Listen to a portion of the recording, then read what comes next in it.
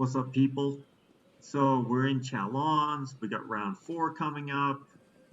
With all the continent changes and all the server changes, you, like myself and my alliance, might find yourselves in a position where you're going into round four of Chalons and you don't know what's happening. So I've had someone explain it to me, and I'm going to go over that um, in a second and explain it to, you'll find this useful for anyone in a similar position. So we've come in first place in the first three rounds.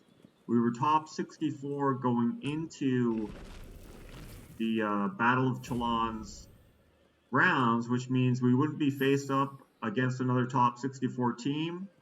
And this is our fourth round of opponents. So in previous rounds, like we had an alliance, our most recent round, we had an alliance that was 117 billion power, and an alliance that was 70 billion power. As far as the, you can't tell what their battlefields team looks like, but this is just total alliance power. It's supposed to give you a good idea. So,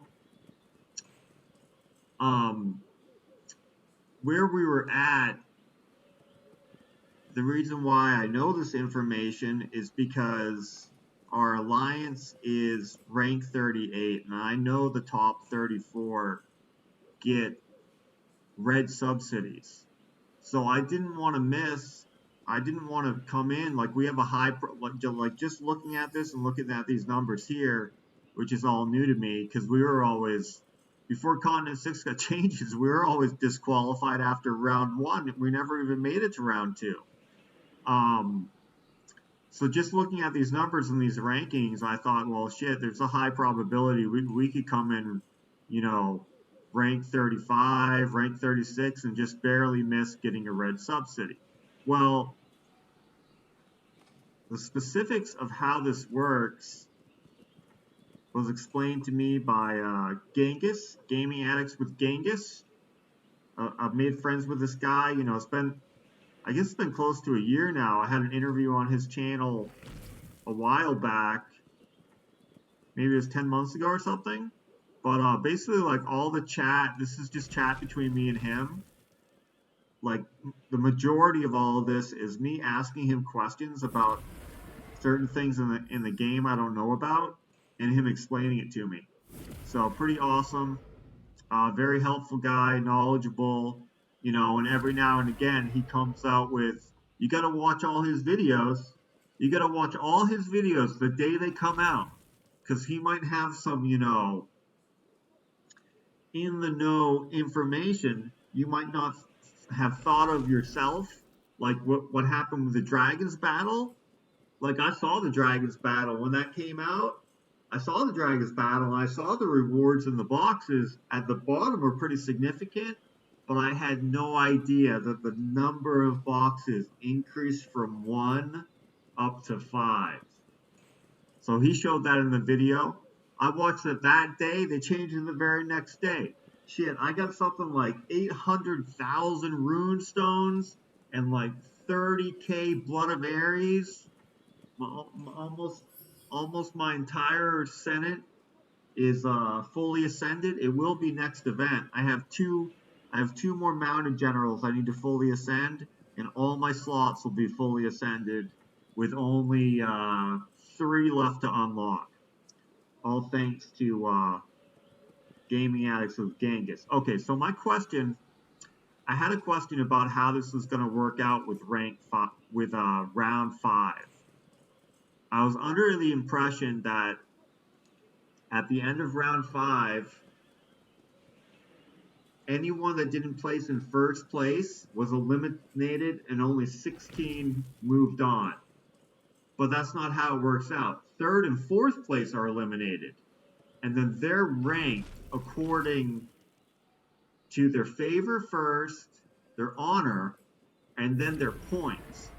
And the reason why I was asking him questions is because if you look at our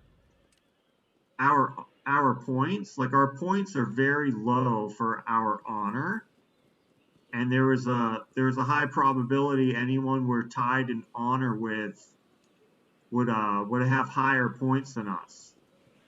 So like you can see, let's see, how many alliances have the same honor and less points than us? There's one, two, three, four, five, six, seven, eight. 8 alliances have the same honor, less points. 37 alliances have the same honor, more points. So I thought that at the end of round 5, only the first place winners of each matchup move forward. But actually, the second place in all the matchups, they have an additional round also, which I didn't know.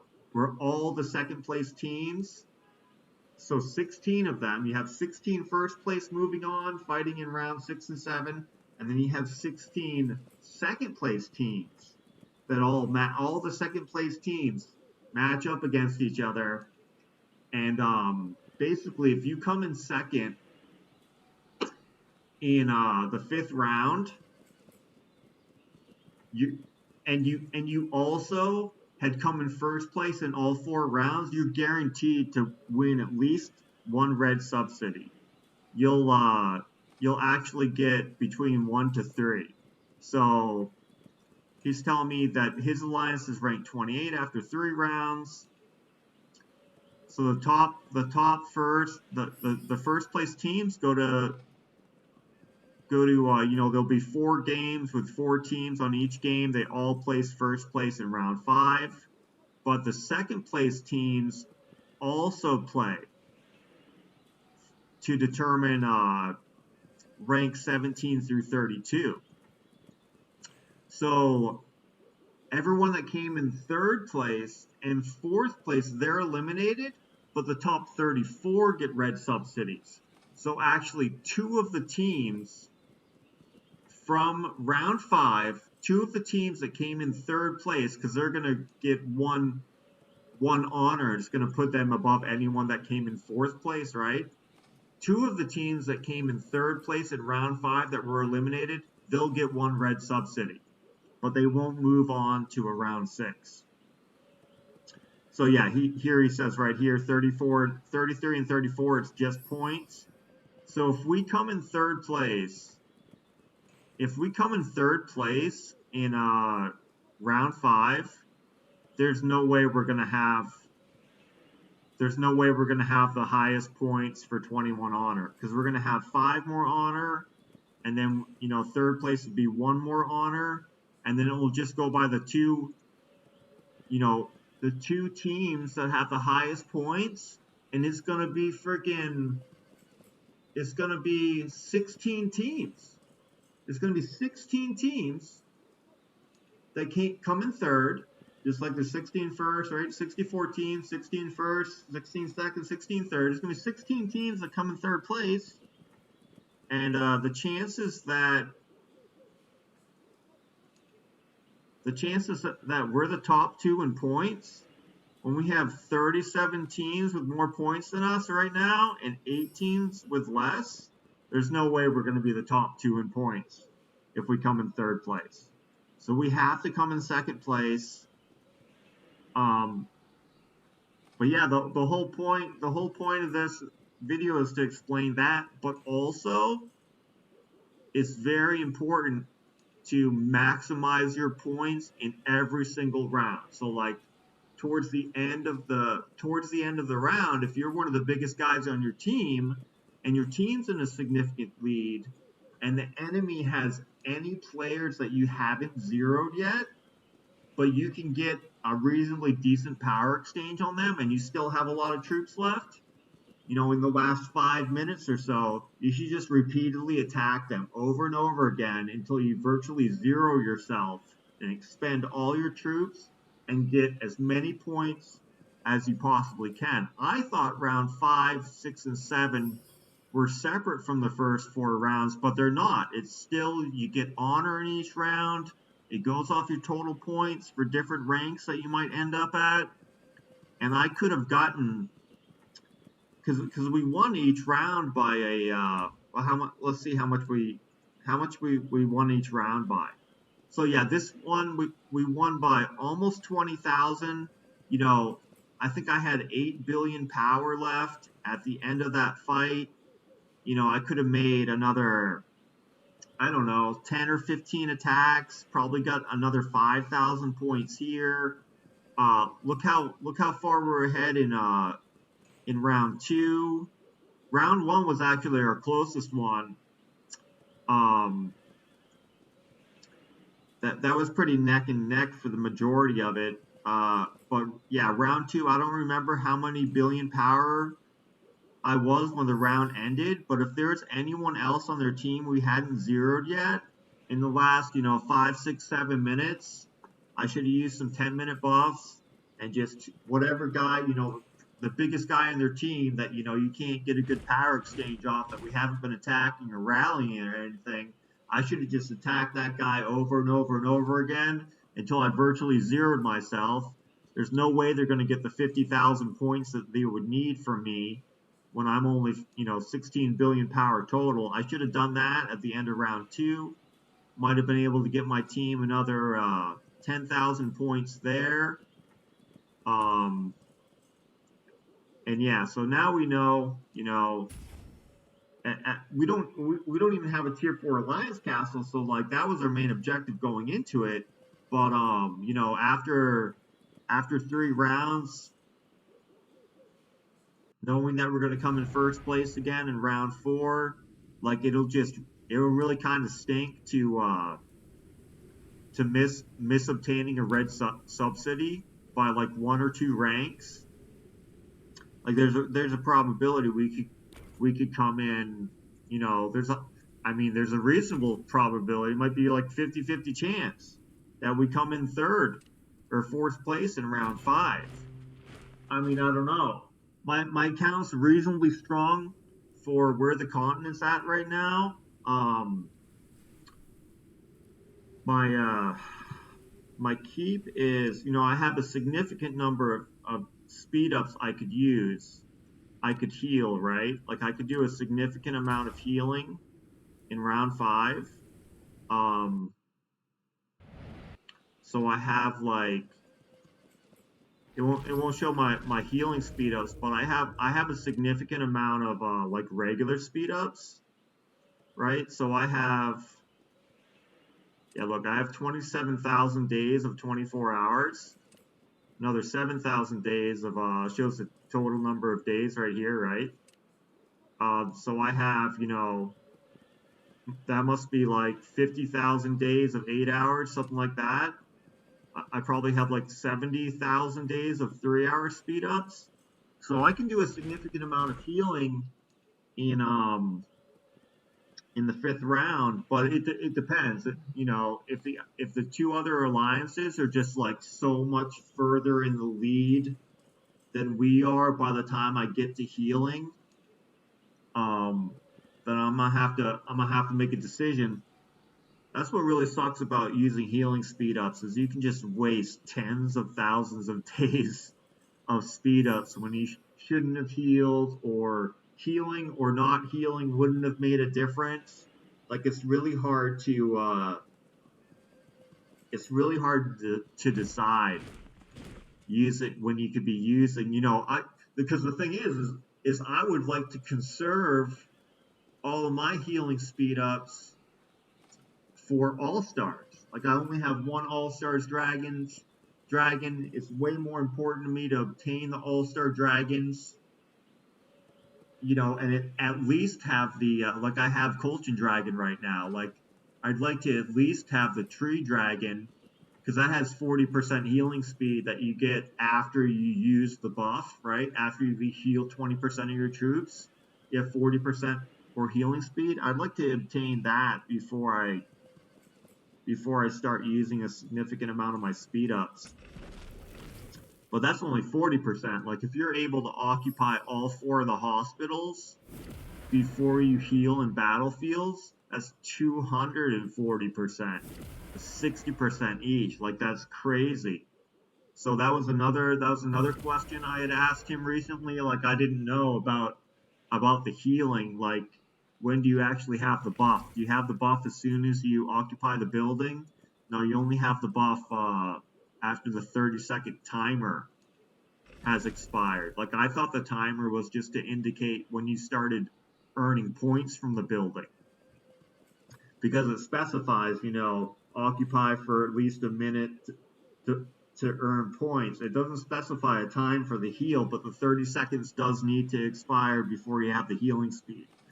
So that's important to know because you can't just, send out a march to all 4 hospitals, speed all 4 of them up, go to your hospital and heal. Like the 30 seconds actually has to expire. And, it's easy for someone to scout your hospital, counterattack the hospital. If you only send one troop to occupy it, like anyone can just send one troop to occupy it.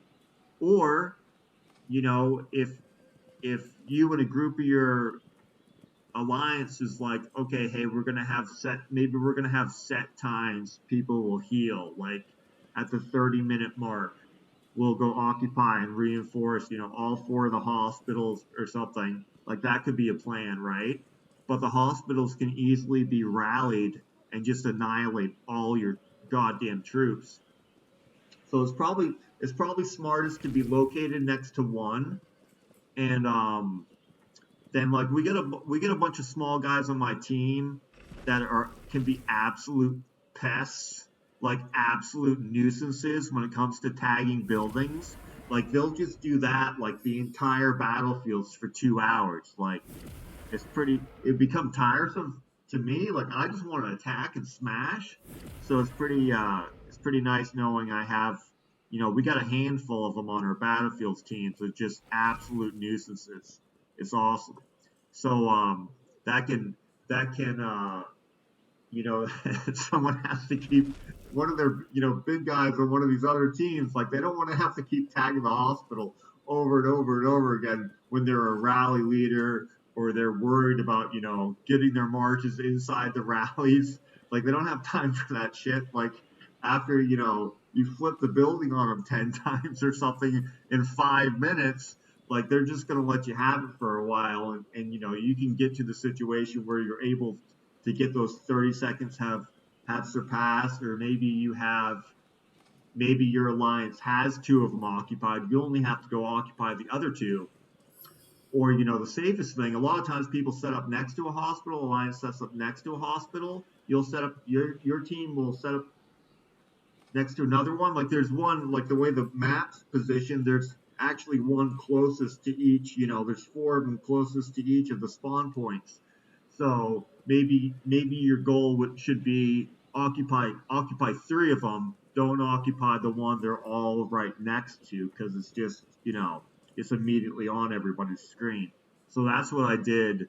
That's what I did the last Chalons is I occupied 3 of them and then I healed because the biggest team, they were right next to the other hospital. I didn't even worry about trying to get the 30 seconds. 30 seconds can seem like a long goddamn time, you know what I mean? When you're trying to heal troops and you send a march there that you could lose, 300 million power, whatever the power of your march size is. I only have one like decent building holder, and it's Phrygian I done, and they're not even hardly like min max. Like none of their gears are refined on the main general, and I don't even know what gear I want to put on it. But yeah. So that's Chalons round 5. It'd be pretty cool to be the first alliance on the server to get a red sub city. We're gonna be the first alliance to get a tier 4 castle. That's gonna be pretty cool. This other alliance on my server. So we're the second ranked alliance. We used to have top 4 NAP, and we used to have 4 alliances that were all within like 5-10 billion power of each other. But the other 3, a few weeks ago, all combined into another alliance.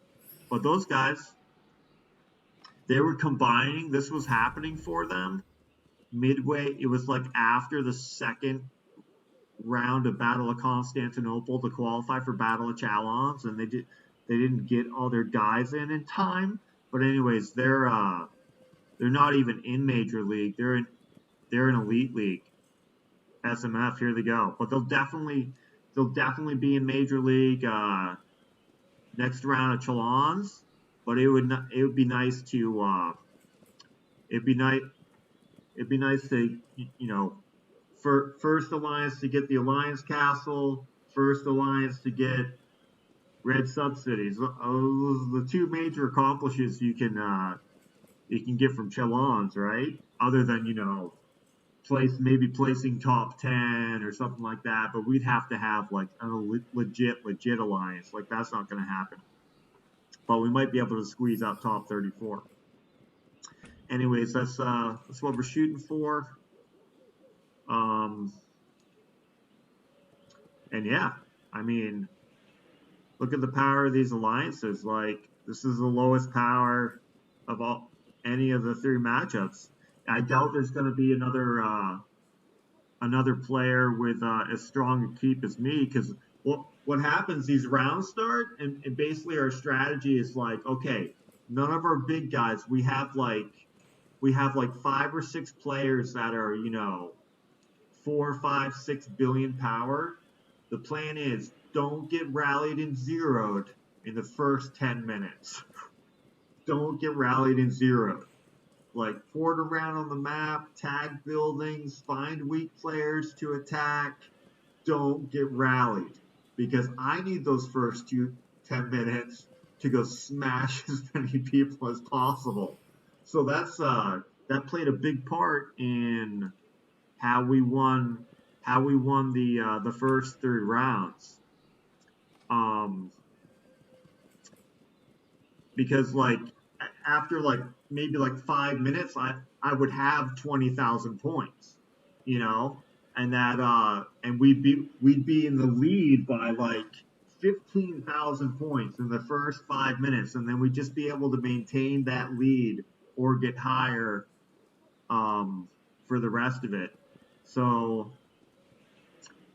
that's basically how we've gone about this Chalons, and how we're going to go about round 4. But the other thing we're going to do in this round 4 is we're going to let one of those alliances get all the resources from the hospitals, because I don't plan on using any healing speeds in round 4, but let them get all the resources from the hospitals so they can